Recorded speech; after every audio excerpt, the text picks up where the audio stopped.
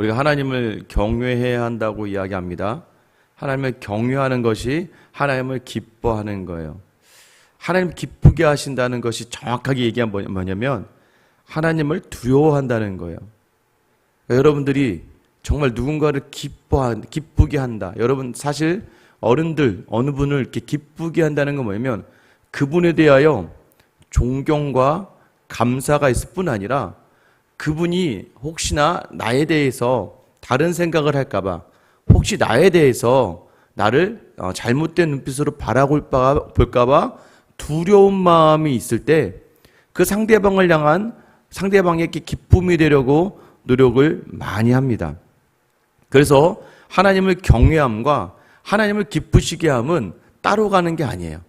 하나님을 기쁘시게 하기 위해서는 하나님을 두려워해야 됩니다. 그런데 우리가 하나님을 기쁘지 않게 하는 삶의 자리의 특징이 하나님을 두려워하지 않는다는 거예요. 정말 여러분이 하나님을 두려워하십니까? 요 근래에 많은 말씀과 설교가요, 자꾸 저도 그럴 수 있겠지만 위로와 자꾸 사람을 어떻게 다독이고 사랑이다 포장을 하면서 사람을 계속해서, 물론 이게 굉장히 필요하기도 합니다. 근데 계속해서 그 아이에게 젖으로만, 계속 먹기 쉬운 것으로만, 계속해서 편안한 것으로만 하다 보면 아이가 건강하게 자랄 수가 없는 것처럼 때로는 우리가 사랑도 중요하지만 공의의 하나님이신 것을 자꾸 놓치며 살아가면 안 되는 거예요. 여러분 최근에 무엇에 많은 관심과 또 무엇에 많은 시간을 할애하십니까? 여러분이 두려워하는 거예요. 여러분이 앞으로 살아갈 일들에 대해 걱정을 한다면, 집이 내 인생의 목적이 되면요, 사람은요 그 집을 하나 얻기 위해서 정말 허리를 쫄라매고 그 집 하나를 위해서 살아가는 것이고, 자녀가 내 삶에 가장 두려운, 이 자녀가 어떻게 자라날지에 대해서 두려움을 가지게 되면요, 이 자녀를 어떻게 학원을 보내고 아침에 무엇을 먹이고 하루를 어떻게 이 아이를 감당해낼지에 대해서 온통 신경이 쓰여져 있는 거예요. 뭐냐면, 다시 얘기하면 여러분이 두려워하는 것에 대하여 여러분은 집중하게 되는 것이고, 여러분이 두려워하는 것에 대해서 여러분 스스로가 그 기쁨을 만족하기 위해서 여러분 모든 인간적인 방법을 써서 거기에 집중하게 되는 거예요. 근데 거기에 하나님이 없으니까 자꾸 하나님을 대신해서 세상에 대한 두려움과 세상에 대한 염려와 걱정과 근심으로 온통 하나님을 놓치고 살아가게 되는 것이죠. 사실은 여러분이 허락한 그 모든 것들은요, 하나님이 여러분에게 하나님을 기쁘시게 하기 위하여, 하나님께 영광 돌리기 위하여 도구로 주신 것들이에요. 그런데 그 도구로 주시고 동기로 주신 것들이 목적이 되어져 버리니까 여러분 우리의 삶의 자리가 자꾸 혼란스러워지고, 우리 특히 믿음의 사람들에게는 굉장히 정도를 가지 못하는 삶의 자리를 경험하게 된다는 것을 아셔야 돼요. 여러분 지금 무엇을 가장 두려워하고 무엇을 가장 기뻐하고 있습니까? 여러분 하나님을 두려워하지 않는다면 여러분이 기뻐하고 여러분이 채워나가는 그 모든 자리가 더 헛될 수밖에 없다는 것을 아셔야 돼요. 그래서 다시 한번 내게 있는 모든 것으로 하나님만을 영광 돌릴 수 있는 이 시간 되시길 예수님의 이름으로 축원합니다. 다시 내 안에 있는 것들로 함께 영광 돌려야 돼요. 어제까지만 해도 불편한 것들, 어제까지만 해도 내게 어려웠던 것들, 어제까지만 해도 내게 근심했던 것들은 사실 하나님이 그 모든 죄를 통하여 영광 받으시고 싶으시다는 것을 아셔야 됩니다. 여러분 지금 오늘 본문 11절에 어떻게 시작해요? 여호와께서 강한 손으로 내게 알려주시며 이 백성의 길로 가지 말 것을 내게 깨우쳐 이르시되. 이사야에게 말씀하시는 거예요. 임마누엘, 하나님과 함께하는 것이 맞는 건데 자꾸 우리는요 하나님이 보이지 않아요. 왜 보이지 않습니까?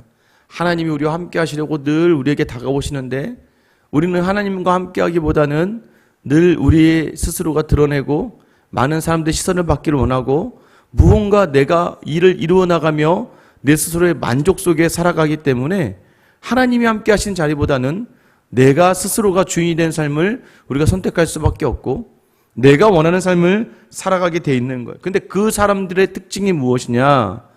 사람들의 말과 사람들의 소리에 민감하다는 거예요.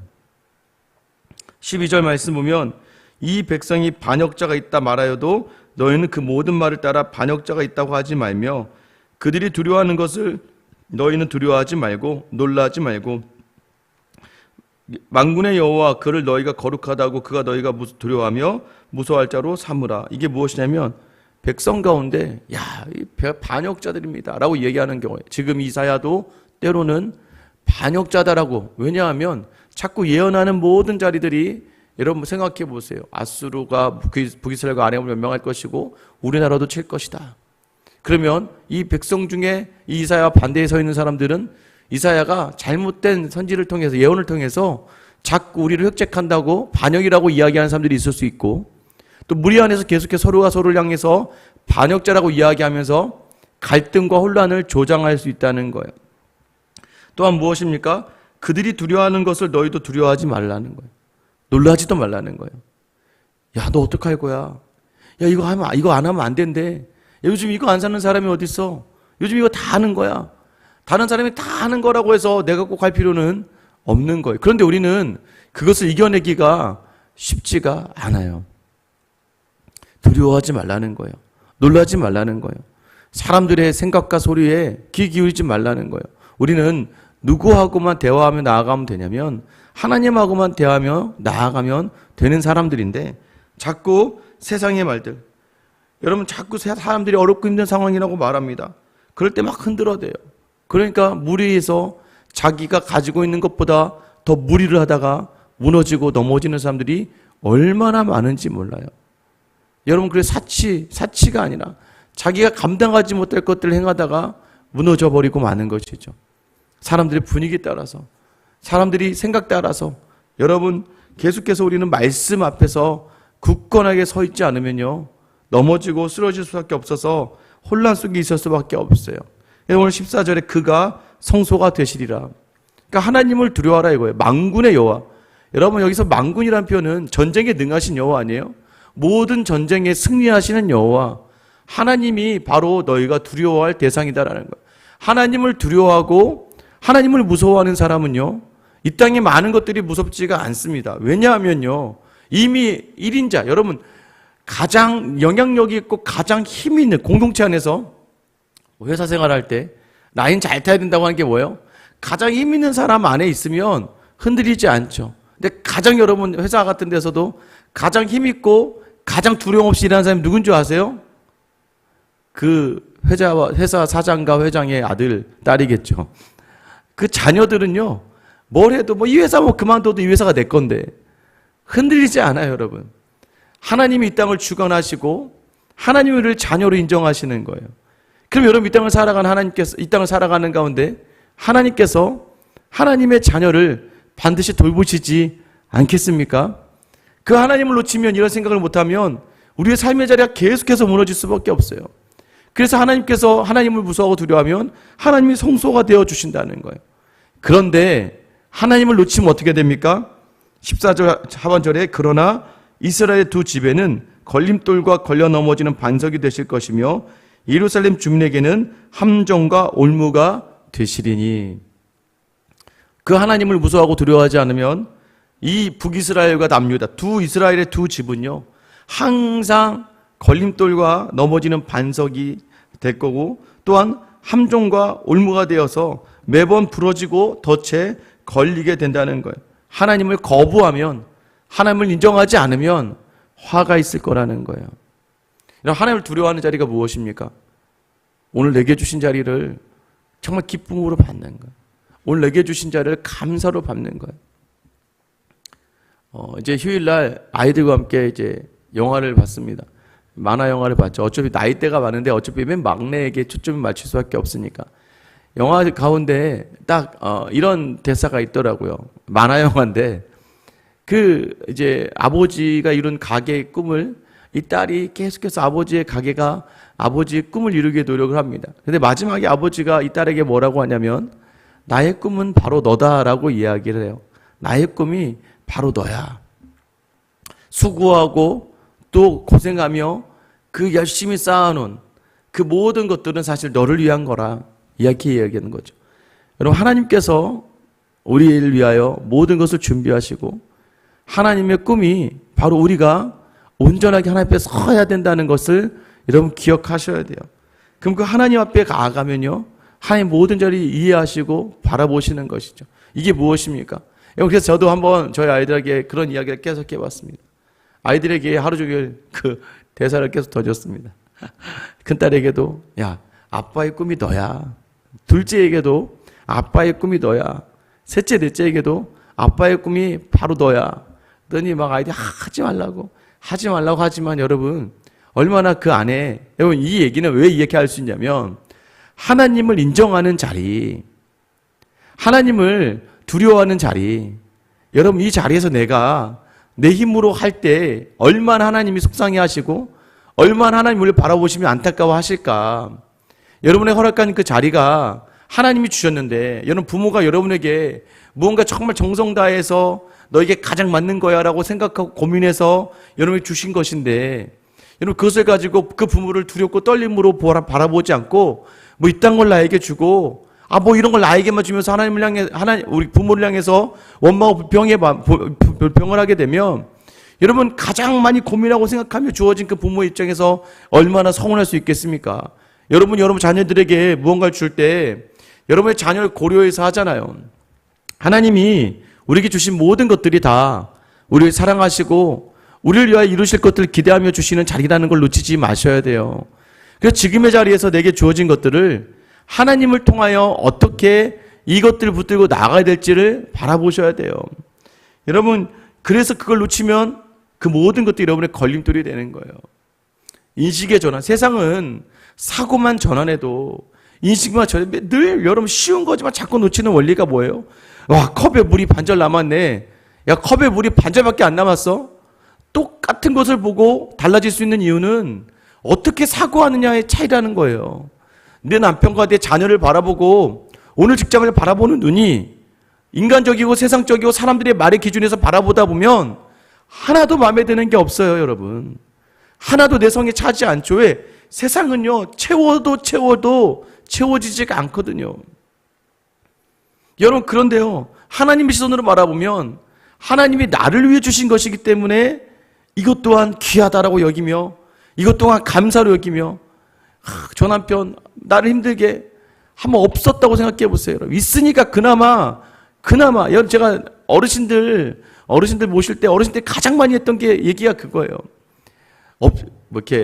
구실을 못해도 있어만 줘도 좋겠다. 지금은 그렇게 막 50대 60대는 40대 50대 60대는 저 남편 좀 없었으면 좋겠다 막 이렇게 얘기하시다가 나중에 7, 80대 넘어가시는 분들이 전부 다 무슨 짓을 해도 좋으니까 있었으면 좋겠다고 이야기하세요. 여러분, 그러니까 있을 때 좋은 것들을 여러분 누리지 못하면 없고 나서 후회밖에 남지 않는 거예요. 오늘도 마찬가지, 저에게도 마찬가지 아닙니까? 저에게 늘 하시는 말씀이 있어요. 아이가 4명을 어떻게 키워요? 어떻게 키우긴요? 기쁘고 즐겁게 그 자리를 감당해내야죠. 계속해서 말하는 남편과 계속해서 나에게 잔소리하는 아내를 어떻게 상대합니까? 어떻게는요, 기쁘고 감사하게 받아야죠. 왜요? 이 자리를 허락하신 하나님을 통해 바라보는 거예요. 여러분 16절 보세요. 너는 증거의 말씀을 싸매며 율법을 내 제자들 가운데 봉함하라. 지금까지 주시는 이 말씀을 이제는 싸매고 율법과 함께 제자들 가운데서 봉함하래요. 담아 놓으라는 것이죠. 왜냐하면 17절 이제 야곱의 집에 대하여 얼굴을 가리시는 여호와를 나는 기다리며 그를 바라보리라. 여러분 한번 기다려보라는 거예요. 이 넣은 말씀이 이루어지는지 안 이루어지는지 보라는 거예요. 하나님이 우리를 부르시고 우리에게 복 주시기로 작정하셨어요. 그 복이 우리가 믿음 안에 있을 때 이루어지는지 안 이루어지는지 한번 보라는 거예요. 그렇게 말씀은 우리의 삶 가운데 확신 있게 반드시 이루어진다는 것을 이 선지자 이사야가 바라보니까 그가 뭐라고 하냐면 나는 기다린다는 거예요. 그리고 그를 바라본다는 거예요. 저는 여러분들이 여러분의 삶에 아직 여러분 지금 이때가 황폐한 때이잖아요.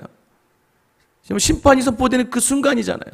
그럼에도 불구하고 하나님만 기다리며 하나님만 바라보겠다는 이 믿음의 고백이 저는 여러분의 고백이 되기를 축원합니다. 하나님만 바라보세요. 이 내게 주신 말씀을 꼭 가운데 묶어 놓으시고 하나님이 어떻게 이루셨는지를. 어제도 제가 우리 성도들이 송구영신 예배 때 주신 기도 제목들을 딱 갖다 놓고 보거든요. 보면서 제가 놀라요. 여러분들은 못 놀라시죠? 저는 놀래요. 왜냐하면 이 가정에 하나님이 또 이렇게 이것도 응답해 주셨네. 이것도 응답해. 아마 그거 적은 사람도 기억 못 하겠지만, 또는 저는 읽고 또 한두 달 뒤면 또 잊어버릴 수 있겠지만, 그게 다시 봐야겠지만, 그러나 여러분 그렇게 간절히 하나님께 마음 담아드린 그 기도의 제목을 여러분 우리 아버지 되신 하나님을 기억하신다는 거예요. 이루는지 이루지 않는지. 그래서 저는 여러분들에게 늘 말씀해, 한번 기도 응답 노트를 한번 써봐라. 얼마나 하나님께서 많은 기도의 응답을 우리에게 주시는지 알게 된다는 것이죠. 18절에 보면 보라 나와 및 여호와께서 내게 주신 자녀들이 이스라엘 중에 징조와 예표가 되었나니 이는 시온산에 계신 만군의 여호와께로 말미암은 것이니라. 자기 아들 마엘살레 하스바스 노력이 빨리 온다. 그렇게 이 일들을 이루시는 하나님을 보게 된다는 것을 이야기하는 거예요. 그래서 다시 한번 강조하는 게 무엇입니까? 19절 20절이죠. 어떤 사람이 너에게 말하기를 주절거리며 속살거리는 신접한 자와 마술사에게 물으라 하거든 백성이 자기 하나님께 구할 것이 아니냐? 산자를 위하여 죽은 자에게 구하겠느냐? 하라. 여러분 뭐예요? 자꾸 신접한 자와 마술사 찾아가지 말라는 거예요. 여러분도 궁금하시죠? 뭐 어떻게 될지. 또 어떤 용하다는 점쟁이가 있다면 여러분도 궁금하시죠? 근데 용하다는 점쟁이들이 귀신에게 구하잖아요. 죽은 것들에게 구하잖아요. 왜 죽은 것들에 구하냐 이거예요. 살아계신 하나님이 계신데 살아계신 하나님께 구하면 되는 자리를 왜 주절거리며 속살거리고, 그러니까 쓸데없는 얘기. 자세히 들여다보면 여러분 그것이 우리의 삶에 결정짓는 얘기들이 아니에요. 누구나 다 할 수 있는 이야기들. 사람이 두려움만 있으면 엄청 확신을 가지고 받을 수 있는 그런 말들. 근데 뭐예요? 세상을 두려워하니까, 사람을 두려워하니까. 그러나 하나님을 두려워하면 살아계신, 우리가 늘 기도하잖아요. 살아계신 하나님이라고 우리가 기도하죠. 영혼부터 영혼까지 늘 살아계셔서 우리와 함께 하시는 하나님을 놓치지 말라는 것이죠. 20절 마땅히 율법과 증거의 말씀을 따를지니 그들이 말하는 바가 이 말씀에 맞지 아니하면 그들이 정녕 아침빛을 보지 못하고 이 땅으로 헤매며 공고하며 굶주릴 것이라. 그가 굶주릴 때 격분하여 자기의 왕과 자기 하나님을 저주할 것이며 위를 쳐다보거나 땅을 굽어보아도 환난과 흑암과 고통의 흑암뿐이 있으니 그들이 심한 흑암 가운데 쫓겨 들어가리라. 여러분 그래서 어떻게 됩니까? 말씀과 율법과 증거의 말씀을 따르라는 거예요. 그렇지 않으면 아침빛을 보지 못한대요. 빛 가운데 있지 못한대요. 땅으로 헤매며 공고하고 굶주릴 거래요. 그러면서 하는 말이 뭘까요? 여러분 자녀들이요, 부모들은 이미 답을 다 줬습니다. 공부 열심히 해야 돼. 열심히 성실해야 돼. 약속을 잘 지켜야 돼. 그리고 몸 관리를 잘해야 돼. 밥은 꼭 먹고 다녀야 돼. 여러분 이런 말들이 뭔지 아세요? 다 자녀를 위한 말들이었어요. 그런데 그대로 가지 않다가 친구도 잘 사귀어야 돼. 이런 친구들을 사귀어야 된다. 근데 여러분 그 말씀 그 말 다 놓치고 잘못된 친구를 사귀고 자기 원하는 대로 있다가 여러분 꼭 자녀들이 하는 말이 뭐예요? 부모 탓을 해요. 꼭 하는 얘기가 뭐예요? 부모 잘못 만나서 그리고 엄마 아빠 나에게 해준 게 뭐가 있어? 여러분 좋은 말 해주고 좋은 길을 얘기해주고 참된 길을 얘기했단 말이에요. 그러면서 부모 탓을 이야기해요. 여러분 항상 느끼지만 잘못되는 삶 특징이 뭔지 아세요? 항상 무너지는 삶의 특징이 뭔지 아세요? 남 탓하는 사람이에요. 남 탓하는 사람. 다 이 모든 일이 다 옆에 있는 남편 탓 같고 아내 탓 같고 자녀 탓이고 부모 탓이. 여러분 아직도 여러분 안에 누군가에 대한 억울함과 화가 있습니까? 여러분 그거 말씀 따라가지 않았기 때문이에요. 하나님을 줬기 때문이에요. 여러분 다시 한번 여러분 안에 말씀 따라왔는지 하나님의 뜻을 따라왔는지를 돌아보셔야 돼요. 그래서 하나님을 향해서도 저주하고, 하나님 이게 뭐예요? 하나님 이런 하나님이셨어요? 난 그런 하나님이란 믿지 않을 거예요. 하나님 저는 이러면 믿음의 죄를 떠날 거예요 라고. 왜요? 하나님은 한 번도 우리에게 잘못하신 적이 없는데도 불구하고 자기 혼자 말씀 지켜내지 않고 순종하지 않고 하다가 결국에는 자기 스스로 무너진 자리에서 하나님까지도 원망하는 자리에 서는 게 바로 우리라는 것이죠. 여러분 그러면 그 자리가 뭐예요? 흑암과 고통과 심한 흑암밖에 남지 않겠다는 것을 말씀하시는 거예요. 왜요? 이 모든 일이 왜 일어납니까? 마땅히 두려워하고 마땅히 무서워해야 될 분을 놓쳤기 때문이에요. 오늘 여러분 하나님을 두려워하셔야 돼요. 하나님을 무서워하셔야 돼요. 어제 여러분의 입에서는 어떤 말이 나왔고, 어제 여러분의 생각은 무엇을 향하고 있었습니까? 두려움의 자리가 없으니까 자꾸 경거망동하게 되고, 하나님 주신 은혜의 자리인데도 불구하고 은혜를 이야기하다가 나를 드러내다고 나를 자랑하고 내가 무언가 드러내고 내가 무언가인 것처럼 생각하니까 그 자리에 또 무너지고 말잖아요. 여러분 다시 한번 오늘 마땅히 두려워해야 할 하나님을 두려워하며 보내는 오늘 하루가 되시길 예수님의 이름으로 축원합니다. 기도하겠습니다. 하나님, 오늘도 우리가 두려워하고 있는 것이 무엇인지, 우리가 두려워하고 있는 것이 우리가 기뻐하는 자리인 것을 기억하며, 우리가 두려워하는 것에 우리의 모든 정신과 생각과 마음이 쏠려 있다는 것을 기억해야 됩니다. 그런데 그것이 세상이라면 여전히 우리는 그 세상 속에서 무너지고 넘어지고 공허하고 흑암 가운데 있을 수밖에 없사오니, 하나님 오늘도 우리 모두가 다 내게 주신 약속의 말씀 붙들고 나를 향하신 하나님을 두려워하며 무서워하며 하나님만을 바라보는 오늘 하루의 시간 되게 하여 주시옵소서. 늘 우리에게 본이 되어 주시는 예수 그리스도 이름 받들어 기도드립니다. 아멘. 이제 같이 한번 기도하실 때